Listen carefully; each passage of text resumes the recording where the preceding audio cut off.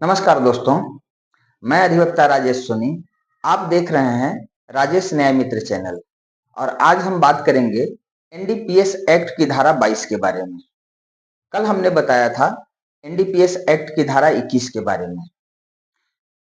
धारा 21 के अंतर्गत यदि कोई नशीले पदार्थ होते हैं और उनकी खरीद बिक्री भंडारण या किसी भी प्रकार का परिवहन निर्माण किया जाता है तो उसमें सजा होती है, लेकिन कम सजा होती है।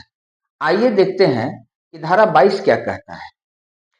एनडीपीएस एक्ट की धारा 22 यह कहता है कि साइकोट्रोपिक सब्सटेंसेज मतलब स्वापक पदार्थ जो कि एक प्रकार से नींद लाने में सक्षम हो, नशील अपने शरीर में नशा लाने में सक्षम हो, वैसे पदार्थ जैसे में हो गया अल्प्राजोलम, डाइजेपम, एलएसडी, एमडीएमए, इन पदार्थों का निर्माण, खरीद बिक्री, परिवहन, उपयोग या भंडारण करने से सुसंगत धारा एनडीपीएस एक्ट की धारा 22 में वह सजा का हकदार होगा।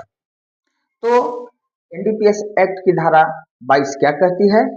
यही कहती है कि अगर कोई व्यक्ति बिना वैध अनुमति के इन पदार्थों का मतलब अल्प्राजोलम, डाइजेपम, एलएसडी, एमडीएमए आदि पदार्थों का निर्माण करता हो, खरीद बिक्री करता हो, परिवहन करता हो, उपयोग करता हो, भंडारण करता हो तो उस पर धारा 22 लगती है। इसमें सजा होती है क्वांटिटी के अनुसार। स्मॉल क्वांटिटी मतलब छोटी मात्रा हो तो कम सजा, अगर बिग क्वांटिटी हो, ज्यादा मात्रा में हो तो ज्यादा सजा उसको मिलेगी।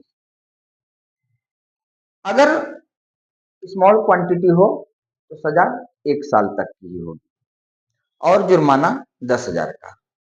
या तो जुर्माना लगेगा या तो सजा होगा या तो दोनों भी हो सकता है।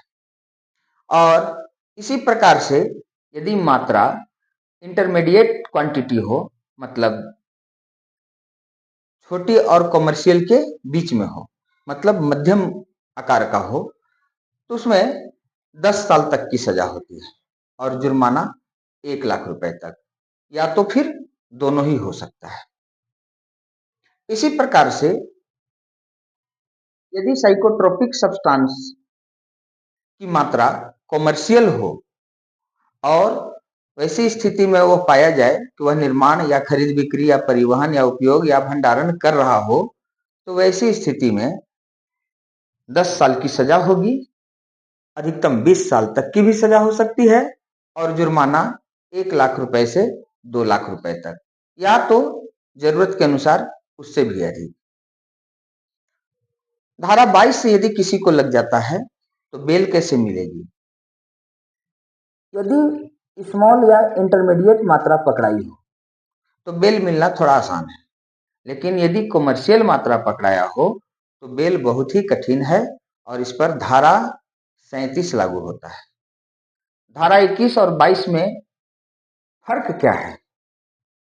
धारा 21 यह मैन्युफैक्चर्ड ड्रग्स जैसे हेरोइन और कोडीन इन जैसे